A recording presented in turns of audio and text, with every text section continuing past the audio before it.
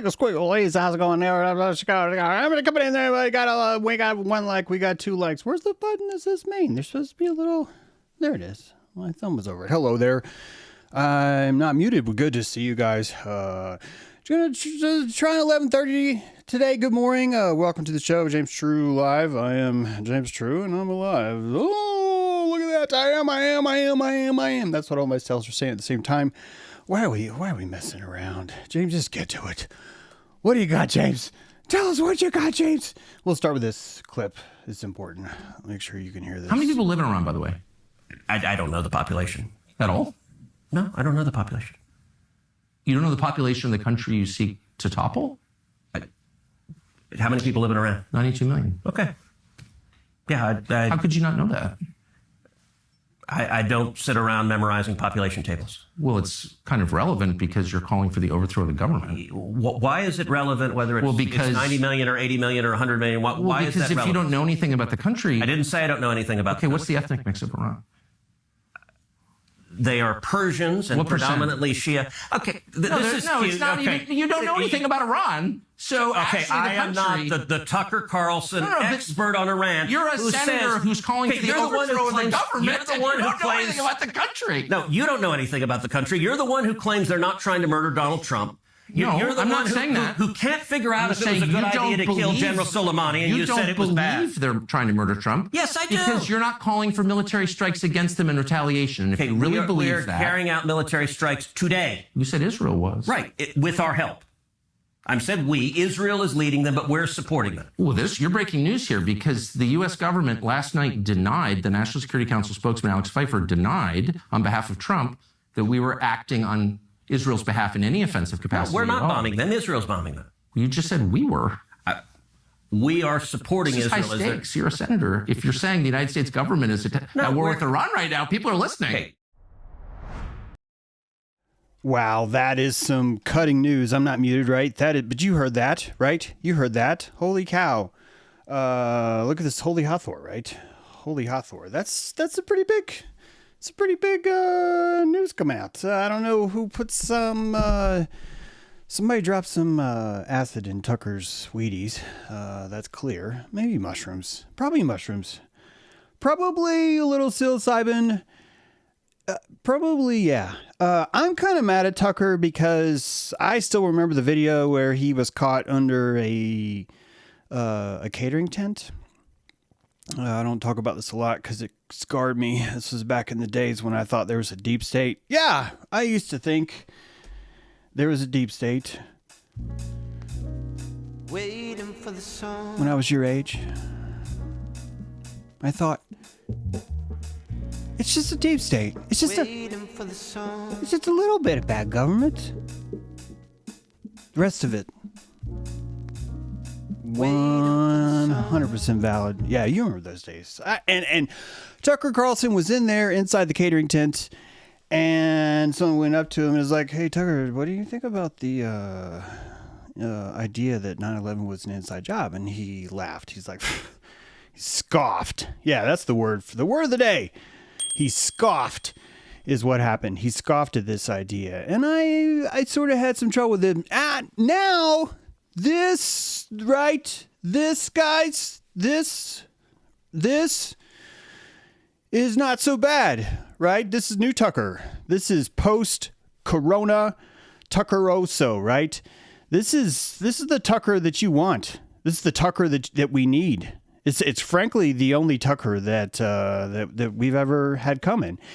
And I get the feeling that Tucker is going to have a broader aperture now to consider that 9/11 is an inside job, but he's still not going to fucking say that. The exact same way that Senator Cruz and Tucker both agreed in the middle of this awesome Israeli sandwich. I know some of you were like, wait, James, get to the part about Israel. We have to, I'm drooling. Get to the part about Israel, James. Get to the part about Fox admitting that Israel is behind all the bad doing. Wait, I should be catching this in my coffee. I'm drooling over the Israel. Before we get to Israel, hang on. Put it back in your pants. Put it back. Some of our some of our friends have spilled the load. Couldn't wait for it. Too bad. We're going to have to leave you behind, because before this, the most important part of all this is a mutual agreement between Cruz and Tucker. Both of them get to argue over whether or not we should topple Iran, but both of them agreed that Iran wants to murder and assassinate Trump, probably because, as you know, Iran is strongly linked to the ketchup industry. Yes, the same John Kerry with a K, Kerry with a K, Kerry. The I'm super tall. I go to Antarctica and I don't get elected. And then I have to walk around. I got a ketchup franchise lady that I rub my genitals against the ketchup franchise, and boom, now I'm a multi-millionaire. No. Yes, that same ketchup. This is deeply related to Iran, and you know that Cruz and Tucker are fully on board with the idea that Iran tried to kill Trump. Hit that thumbs up, because you know it's true, guys. If you hit it now, then there's the algorithm puts this little sine wave. I don't know why. But this little wave that's like, whoa, that was a big one right there. That was a big one, right? And we want to make sure that we implicate fully that there's a plot on Donald Trump's life brought about by the liberals working with the Iranians, working underneath the ketchup industry of the Democratic Party. I want to remind you all that Elon Musk says we should start a third party and just shit on libertarians. Just like, fuck you guys. Fuck you guys. We need a third party. Libertarians just like, what the? How much more? What else do we need to do? And I'm looking at you, libertarians. Looking at you right now. You want to know? You want to know what else you need to do? Do you want to know what else you need to do? Look at me. You need to apologize for Gary Johnson. You need to. You need to. Some of you were like, James, I don't even know who Gary Johnson is, and I'm just like, yeah. This is why I'm not a libertarian. I'm not. I look, just because I think banana pudding is a much better alternative to apple cobbler or peach cobbler doesn't mean I'm going to put it in the suggestion box in prison. I'm not here. I'm not in the prison. Okay. I'm not going to be participating in the prison games, right? It's not going to freaking, okay. It's happening. I just live in society. I have to. This internet is brought to you by society. James, what do you have to say? I'd like to say thank you, society, for creating all the necessary fascism needed to build the internet that you see today. So, way to go. Before we're getting to the Israel, I swear, but do you realize how important that is? That this is the new scope. This is the new yard. This is the new, here's a post, here's a post. We're going to put you in between, right? Some of you are like, the Hegelian dialectic. And then a few of you are kind of in my corner and you're like, the Hegelian dialectic.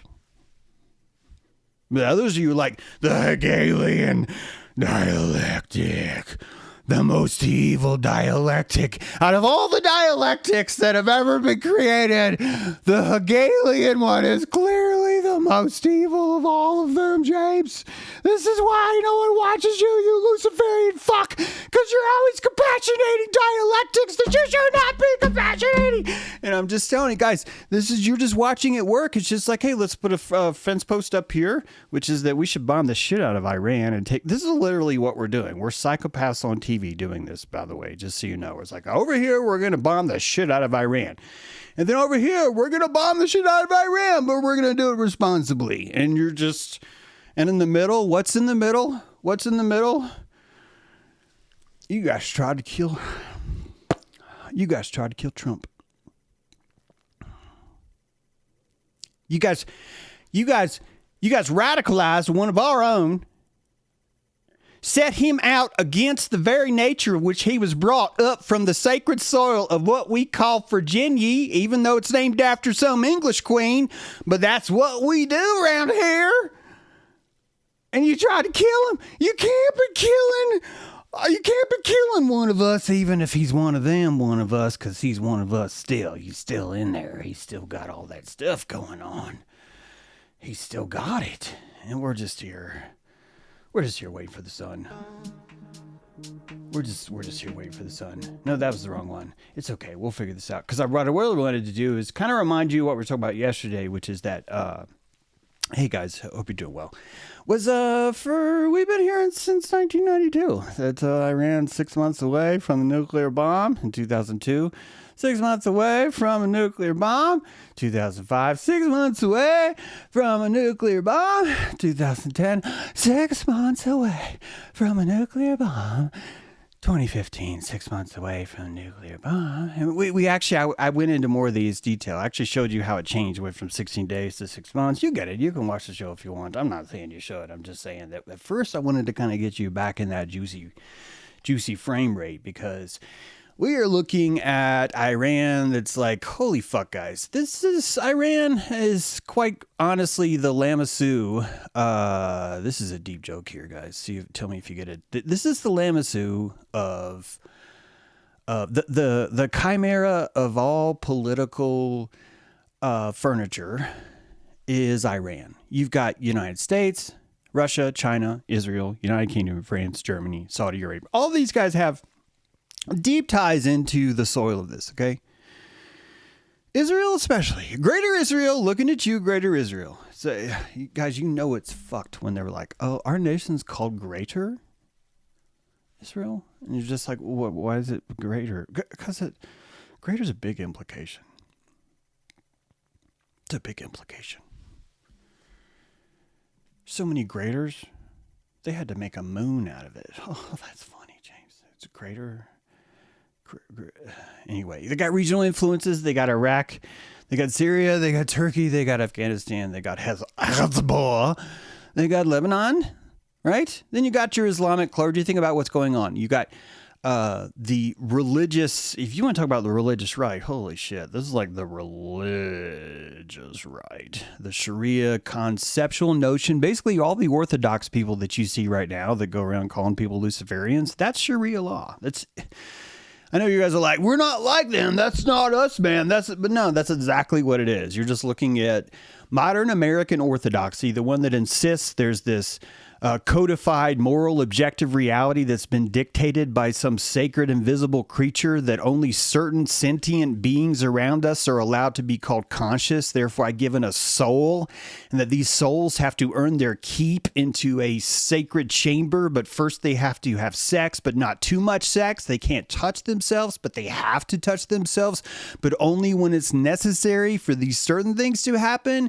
And then you're like these same guys, they invent jock straps where they like purposely leave the ass out of their underwear for some reason and then wander around in gyms going, this is Sparta. And we're just like, this is called masculinity.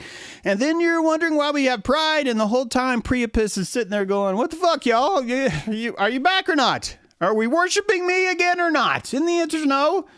No, we can't be fucking worshiping that. We have to find a way to shame it. Hollywood, get in here. I want you to make a bunch of buttload of movies where a 105-pound woman is somehow able to leverage a 700-pound werewolf for a fight scene. Can you work that out? And Hollywood's like, we are fucking on it, dude. We are on it, because Black Hawk Down, Lone Survivor.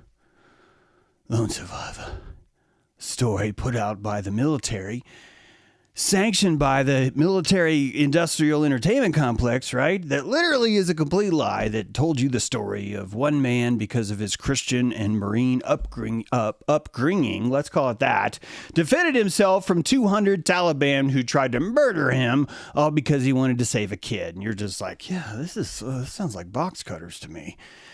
This sounds like Iran is 6 months away from a nuclear bomb. That's what it sounds like to me.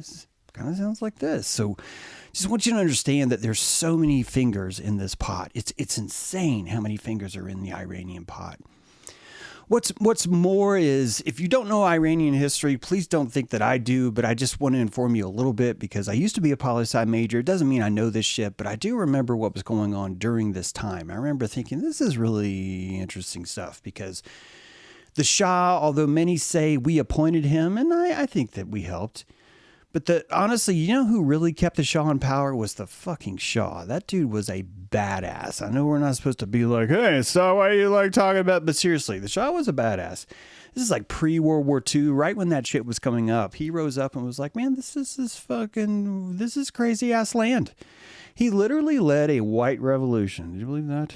Yeah, Quetzalcoatl and the Shawshank Redemption was Quetzalcoatl. You can honestly, you could think about that. You're like, but James Khomeini has the white beard. And I'm like, that's because you have to pay attention. Look, just because the archetypes don't have the right color I'm not going to change the script here. We'll get to the Shah. Some of you are like, I thought we were going to talk about how bad Israel is. It's like, okay, let's do a quick break, okay? Let's do a quick break, okay? Wait. We need something more. Israel sucks!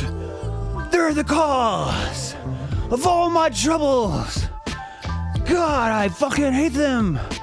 Oh, I feel so much better because it's all their fault! Oh God, everyone, let's do it's all their fault! It's all their fault! Oh God, okay. Now because seriously, we got a lot to cover here. The Shah, I need you to understand that this dude bought himself into power. If you don't think about what the Shah really represents, he doesn't really represent Iran as much as he represents the soil. This is the fucking Zoroastrian essence of Iran is in this man. It's considered royalty, probably for the similar kind of reasons. This is the ultimate return of the king, honestly, but an Aryan king, which quite frankly was some of the most perfect timing that you could possibly imagine because you're having an Aryan, excuse me, sorry for playing that, because you're having an Aryan king that's rising up exactly when World War II's, did you hear that? Exactly when World War II is coming online. Exactly where you have an urging of the fatherland is echoing in Iran to at exactly the same time. So you have this figure, the Shah, that rises up as really just an Aryan symbol, this white revolution, okay? This dude fucking literally runs the entire country for longer than anyone's been able to for as long as we can even keep records. Like, stabilizes it with the brutality that you would expect anyone to have in the Middle East who wants to fucking do things, okay? This is a brutal territory. Guys, I've told you a lot about the real Horn of Africa, the actual pokey Somalian soil that catches fire. It's so acidic you can't even drink the water because it has such a high pH that the saltiest, shittiest parts, the zestiest parts of this world where you and I drink the Sumatra coffee or whatever else it is, comes from the essence of this sort of like octave of awareness. If you want to run and do anything in the Middle East, you're going to have to crack some fucking skulls.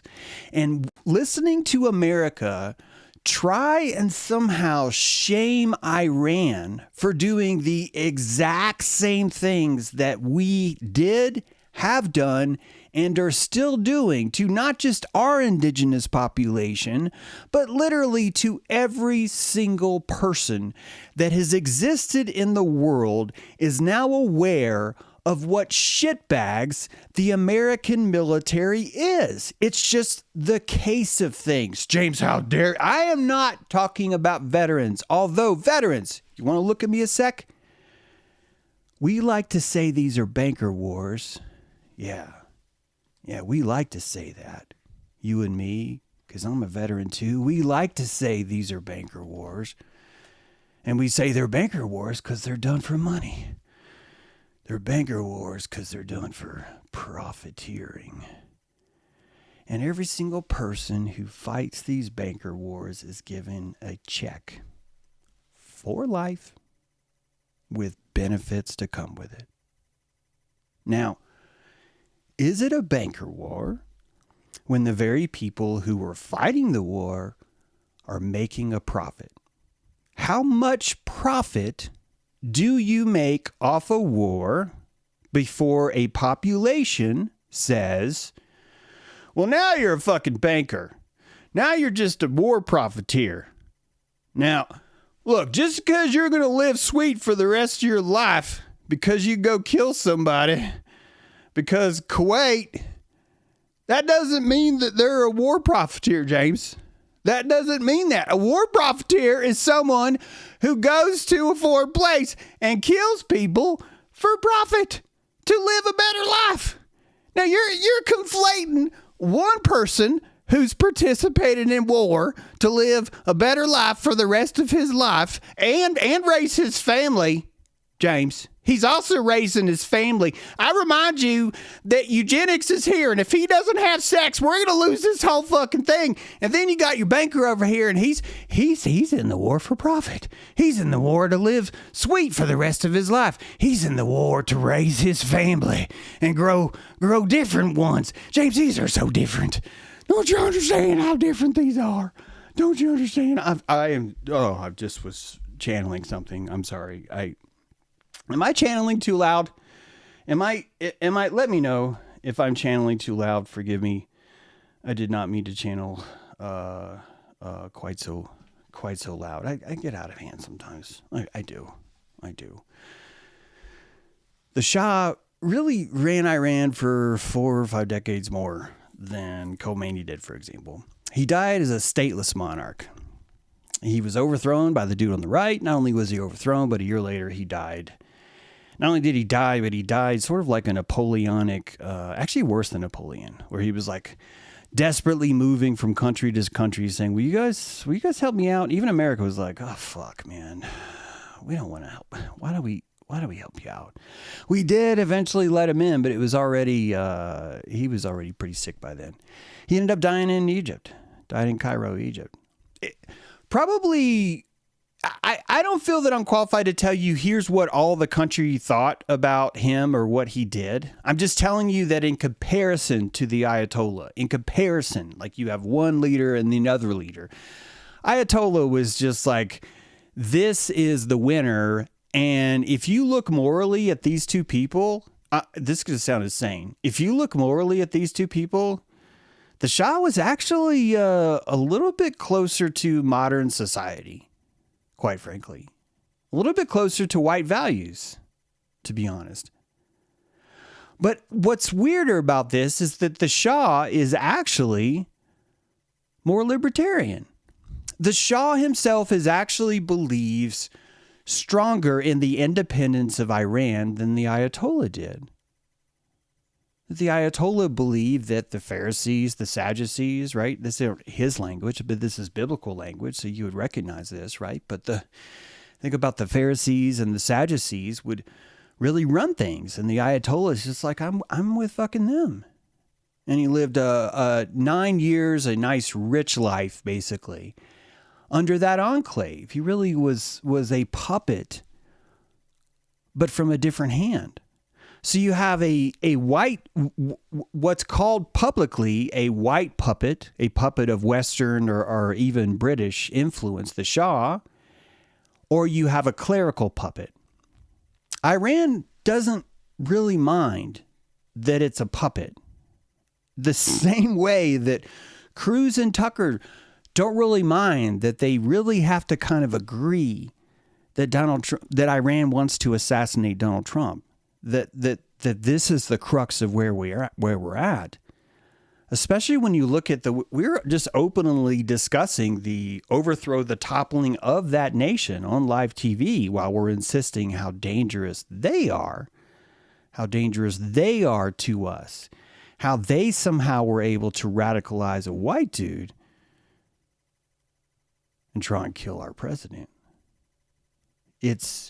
You're not going to find anyone in this country who's going to tell you that this is all bullshit. Do you know where you're going to find those people? You're going to find them in the Iranian government. I didn't say you're going to find them in Iran. Look, Iran doesn't have any more freedoms than we don't have, but that's the key. I can't tell you that we should overthrow Trump. I'm not allowed to say that. Just yesterday, somebody got arrested for posting on Facebook. Basically what come down to a drug, he was challenging Trump to a cage match, an open cage match. He used the word chainsaws and a few other things in there, but it was just, this is all it took for him to get swatted. He got swatted for that. And if you look at his past wall, you could see this dude fucking is into cage matching. I mean, I think he might have challenged Sandra Bullock to one. I don't know who'd win. I haven't seen this guy. I don't know like how strong or weak he is or whatever. But the lesson here that I hope you'll learn is that the people don't want freedom.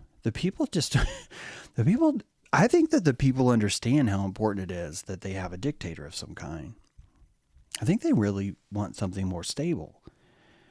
A lot of us will, or us meaning Americans, will shit on the Iranians the way that they treat their women, for example, and say that, well, look how evil they do this or look how evil they do that. But then if you go over there, you find a lot, and hey, it's a mixed bag, but you find a lot that are just like, oh my God, if we didn't have this, it'd be hard.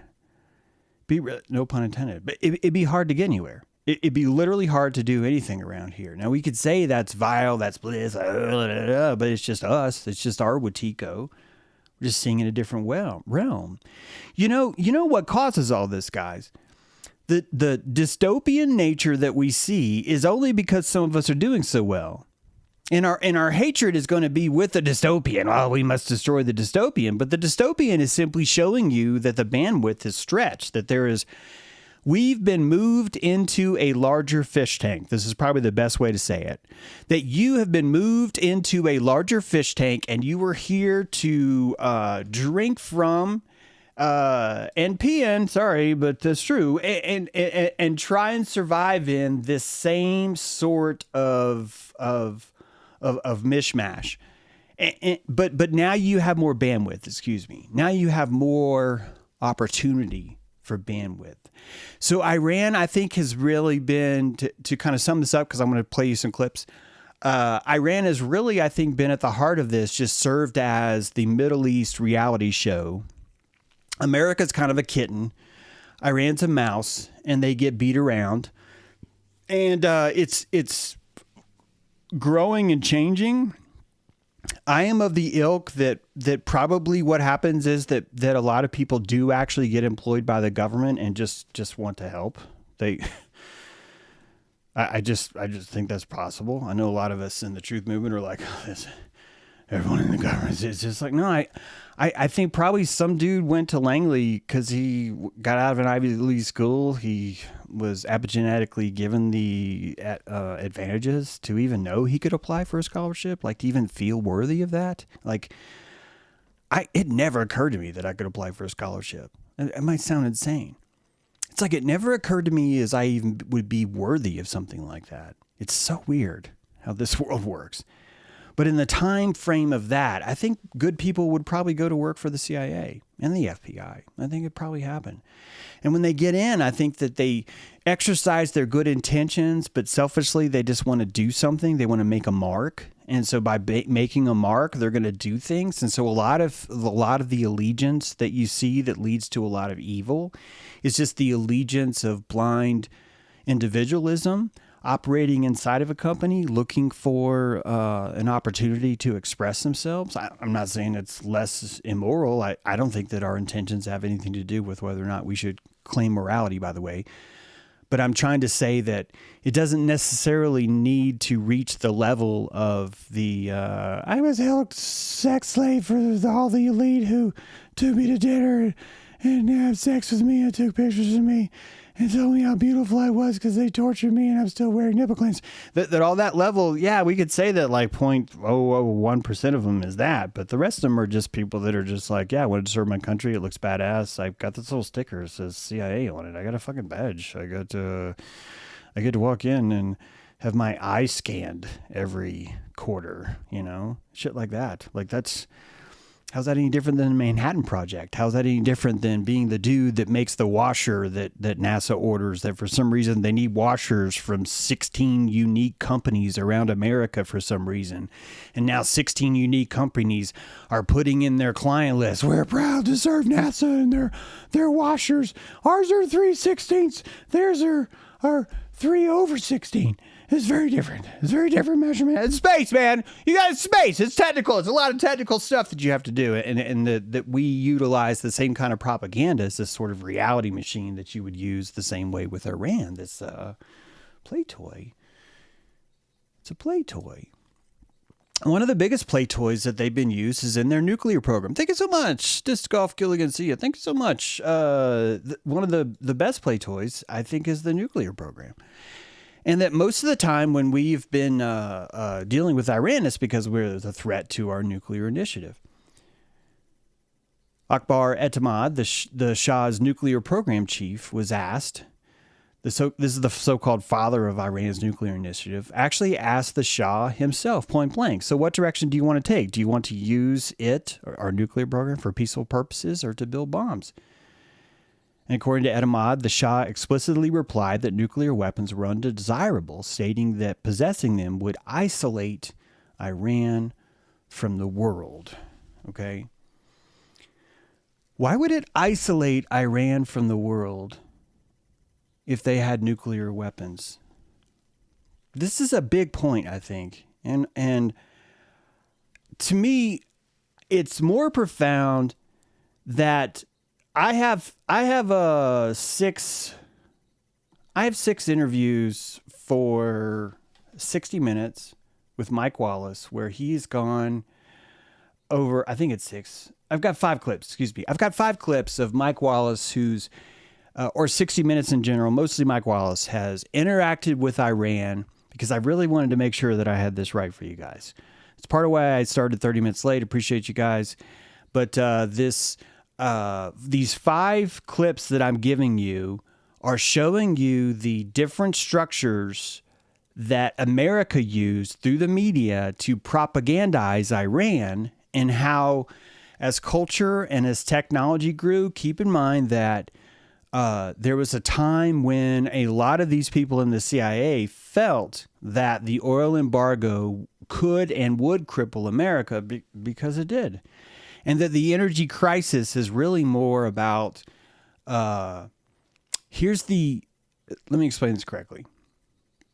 The energy crisis was not because America lacked oil. We've had the largest oil reserve of, I can't say any continent because I think Russia is larger, but our Alaska reserves are fucking huge. They are huge. They are bigger than huge. They are limitless.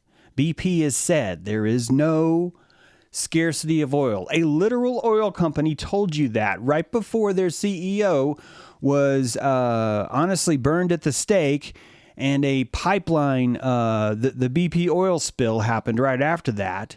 And just as the Exxon Valdez, I think you're looking at political maneuvers that purposely pollute the environment to showcase and move American interest away from the oil industry itself. Enter the green movement. Why, James, does green movement have such a pull? Is it purely about the evilness of this machine? And sure, you could go there, but it's also purely about the motivations that we had built back into the 70s when fossil fuels were primed into the mind, that same baby boomer mind that runs the world now. We're seeing the remnants of the scaffolding of the propaganda that was required to get there. And that propaganda was built off of nukes, off of the threat of nuclear weapons. And here we have the Shah explaining, not to 60 Minutes, but to his own nuclear chief, why we're not interested in nuclear bombs. James, he could be lying. That could be propaganda. Of course it could be lying. Of course it could be propaganda. And do you know what else could be lying and propaganda? The fact that during all these interviews, it never once occurred to Mike Shah to fucking ask the leader of Iran how he felt about nuclear weapons. And my point to this entire fucking show, ladies and gentlemen, my point to this entire show, ladies and gentlemen, is that the fact that this question was not asked by 60 Minutes should be more important to you than all of the questions that were. That the reason why 60 Minutes would not take the most popular media-inspired event, nuclear war, and challenge the very person that we were calling the pariah of the nuclear World War III, and it doesn't come up. Do you know what comes up? Yeah, you treat women kind of fucked up over there. Make them wear pillowcases. That's what comes up. That's what comes up. Porterfinder, thank you. Nukes aren't real. I agree, Porterfinder. Thank you for the super chat. God knows what he's talking about. Thinks that you're being sold a bill of goods. To try to under 60 Minutes Rewind. Chances are your car is sat in your garage or driveway this weekend, and chances are that your local gas station is going to be closed a lot more Sundays this winter. What part does the Arab oil embargo play in all of this? One Middle East monarch thinks that you're being sold a bill of goods. To try to understand something of the background of the oil shortage, a 60 Minutes crew has spent the last 3 weeks in the Middle East, in Saudi Arabia and Iran, the 2 largest oil exporting countries in the world. Our story on Saudi Arabia is still in work, but in Iran, earlier this week, we went to see the man who runs that country and, in effect, its oil industry. Shah Mohammed Rizza Pahlavi is not an Arab. He makes a point of calling himself Aryan. And unlike the Arabs, he will sell oil to anyone if the price is right. Along with the Arabs, he is a member of OPEC, the Organization of Petroleum Exporting Countries. That's the group that is holding the world's feet to the fire with the rocketing price of oil. This week in Tehran, the Shah offered to put up $1 billion, and he can afford it, of his oil money, for a fund that would cushion the devastating economic effect of the oil crunch on the have-not nations. I want you to see how 60 Minutes is painting him. He's painting him in his palace, his lush palace. He's calling him royalty. He's suggesting that the reason why the oil crisis is happening is because of him. And the entire time the oil crisis is happening is because America is squeezing themselves. You know what they're trying to do? They're trying to put a tariff on oil. They're trying to hurt the American people and use it to somehow pressure a foreign nation by holding a gun to our heads and telling Iran, hey man, I'm going to fucking shoot some of our own citizens. And Iran's like, oh, you do that anyway. And this is really at the heart of what's happening here. The entire time America's building what they consider a nuke program to be the end all be all, to give them this overarching global treaty. And Iran is telling you that the only reason why they don't want to build nukes is because it would isolate us from the rest of the civilized world. Why would they do that? And I'm telling you, the answer is because of blackmail. Nuclear weapons provide countries with a technological blackmail against each other. I realize that this sounds so weird. And I also hope that you will consider how many times I have not tried to tell you a story about an evil underground Luciferian cult, but I am telling you about the practice, the legal practice itself of just blackmail politics. That if you can come to another pirate and find a way to establish trust with that other pirate, you two can conglomerate. You can create an organism that has its own power structures to it. This would make you a more effective pirate. So when I tell you that there's a blackmail economy that really runs what we think countries are, this is one of the oldest forms of triumviratism, let's call it that we know of. I'm not making this term up. Triumvirate comes all the way from Rome. There's literally 3 of them that we know about. 3 famous triumvirate, actually 2 famous ones that we know about.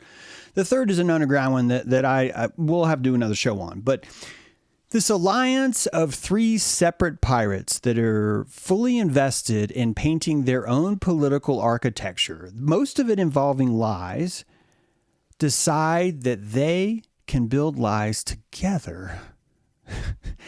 That they can mutually lie about something that does not exist. And if they appear to be enemies in public, then their lie that they both agree to, i.e. Donald Trump being under direct threat from Iran, would be believable. If you were the Secret Service, if you were trying to implement the importance of control on a federal level, you would want a president to suffer from an assassination attempt, if not more. If you wanted to establish a dominance over the Gulf of Mexico, if you wanted to finally broaden the reach that America has always had, that will always exercise, that will always grow more, then you would utilize the idea of a fentanyl crisis inside the American country that requires us, for some reason, to go into Mexico, to go into Canada, to go into Iceland, to go into Greenland, to go into Central America, to put bounties on people's heads, to hunt down the leaders of other free nations so that we can solve our internal drug crisis that literally was invented by Big Pharma.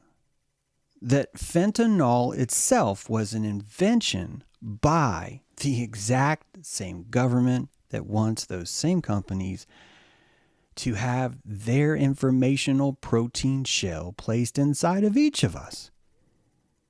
Now, just as I told you that Iran doesn't care that it has a puppet, it's like, yeah, look, we're fucking insane. We need something like this.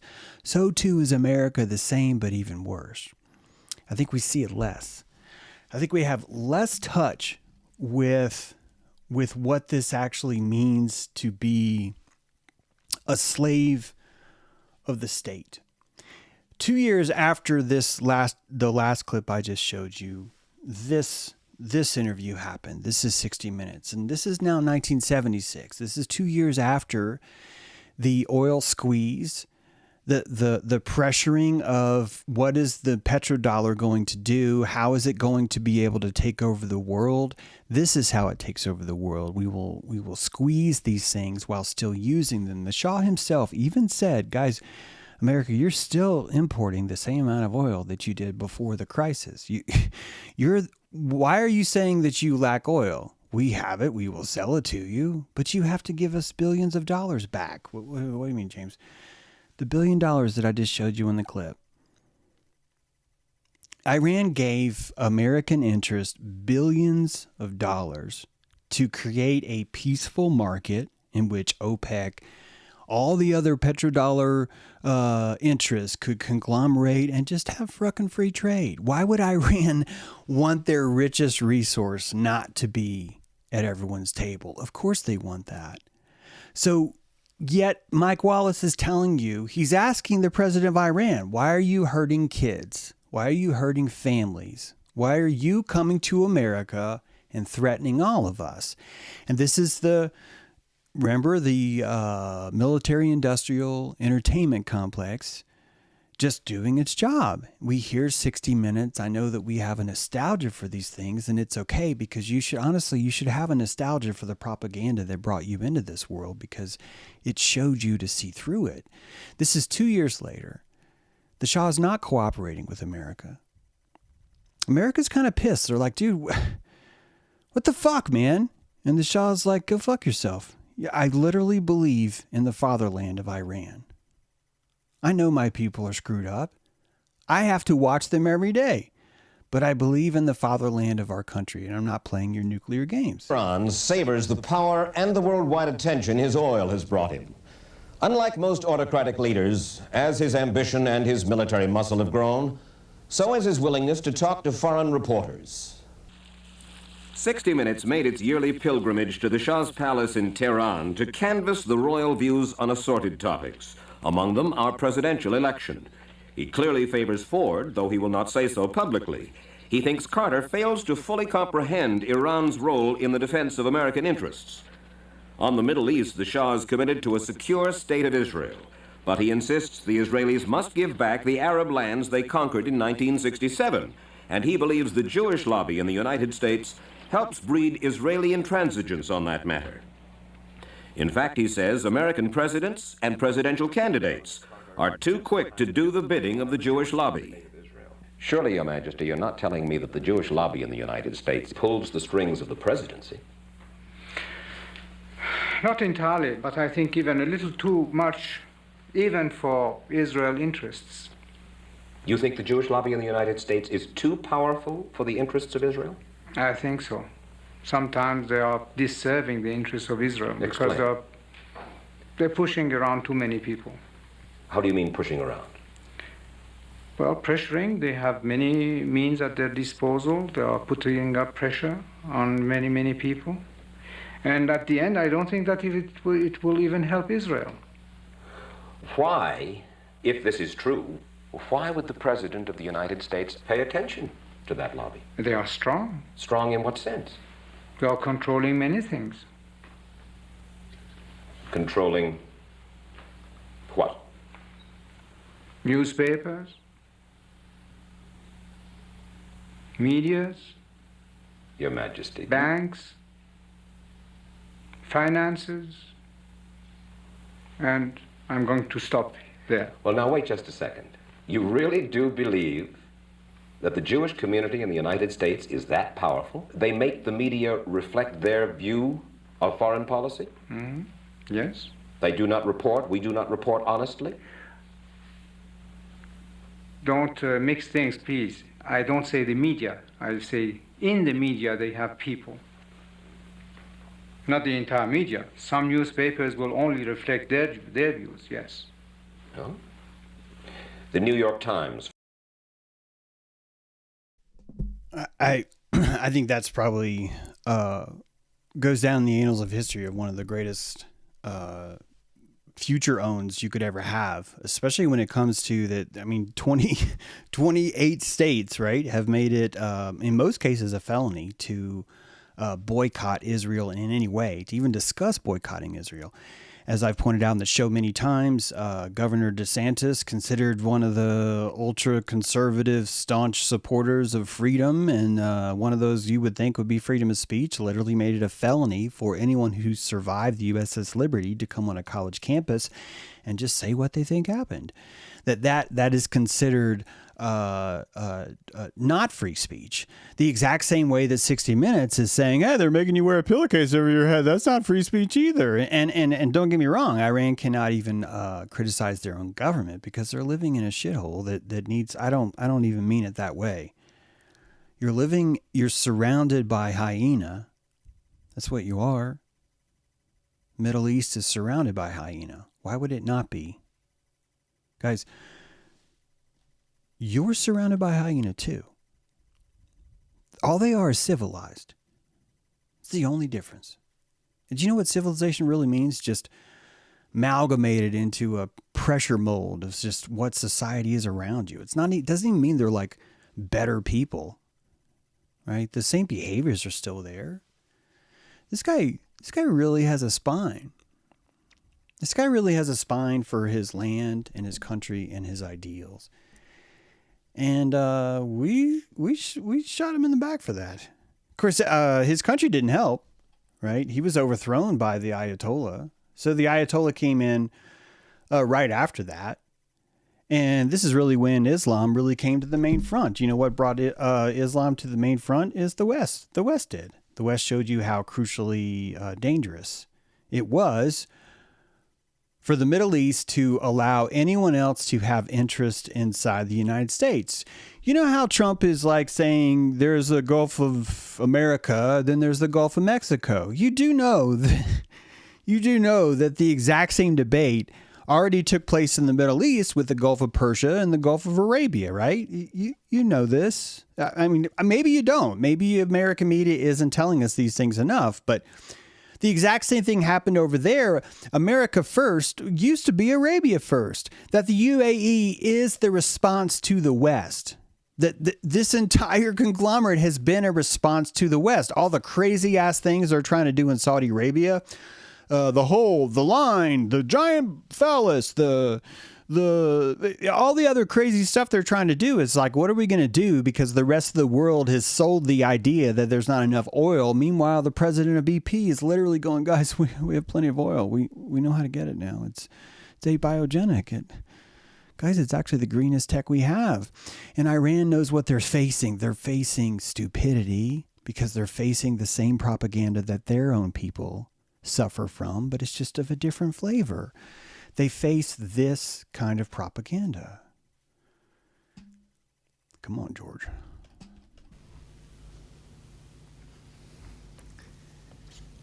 My fellow citizens, events in Iraq have now reached the final days of decision. For more than a decade, the United States and other nations have pursued patient and honorable efforts to disarm the Iraqi regime without war. That regime pledged to reveal and destroy all its weapons of mass destruction as a condition for ending the Persian Gulf War in 1991. Since then, the world has engaged in 12 years of diplomacy. We have passed more than a dozen resolutions in the United Nations Security Council. We have sent hundreds of weapons inspectors to oversee the disarmament of Iraq. Our good faith has not been returned. So, Iran, Iraq, they're exact same motif we're moving in on. Don't you think it's strange that Bush didn't say that Saddam Hussein had nuclear weapons, that he had weapons of mass destruction?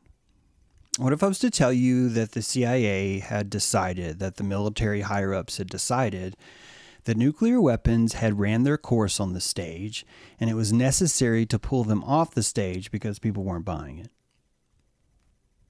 What if I told you that the exact same way, listen carefully, what if, I'm not muted, right? What if I told you that the exact same way when a Mylar weather balloon crash landed in the desert and someone got a picture of it, that the way to cover that up was to invent a story about aliens to hide the weather balloon program? You have two different instances where the government has decided that this lie is no longer has enough feet, that our story doesn't carry enough oomph, but it's too late because they gave it to the public and the public liked it. These are two different instances out of literally tens of thousands, sorry for saying literally, out of tens of thousands of different instances where we have shown a propensity to go for not the truth, but for what has the most meat in it. And so when you have the Roswell incident, a lot of us like to picture that the government was already in talking with the reptilians and that they had already set this up and that this is all this. And here's what probably happened. A fucking weather balloon crashed. They tried to blame it on aliens to try and get people to think of anything more exciting than weather balloons, because this is really fucked up. We don't want people to know that we have a weather balloon program where the balloon itself is larger than a football field. Larger than a football field. And that it's able to undulate up and down through a sinal wave pattern because of the expansion and the contraction of that fucking balloon through the raising and moving of the sun throughout the day. And that this technology is important to us, but we can't talk about it directly. Why? Because it's top secret. Why is it top secret? Because we say so. Because it's above the Kármán line. Because we like to get our rocks off by saying we have secrets no one else does. Weapons of mass destruction have always been an instrument for countries to create an overarching iron dome of fear over the populace. And, drum roll, I don't have a problem with it. Why do I not have a problem with it? Because I am surrounded by hyena who want lies. They don't want truth. I'm surrounded by it. I'm watching a crystalline church create a menagerie around me and people fall for it. And I used to be mad at them, but I don't want to be mad at them because I want to enjoy my life. I want to accept the fact that we're living inside of a mall, a Spencer's Gifts of political ideologies. And this Spencer's Gifts of ideologies, I don't get to choose which velvet poster is going to come home. I don't get to choose which bubble machine or which whatever else sells. I really have no concept. I just get to walk around and notice what everyone else is into. Truth is so meaningless in this church, and it's okay.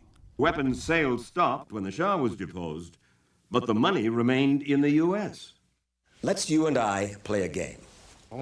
We are not here to play game. I'm the United States, you're Iran. I give you the money. What do you do for me?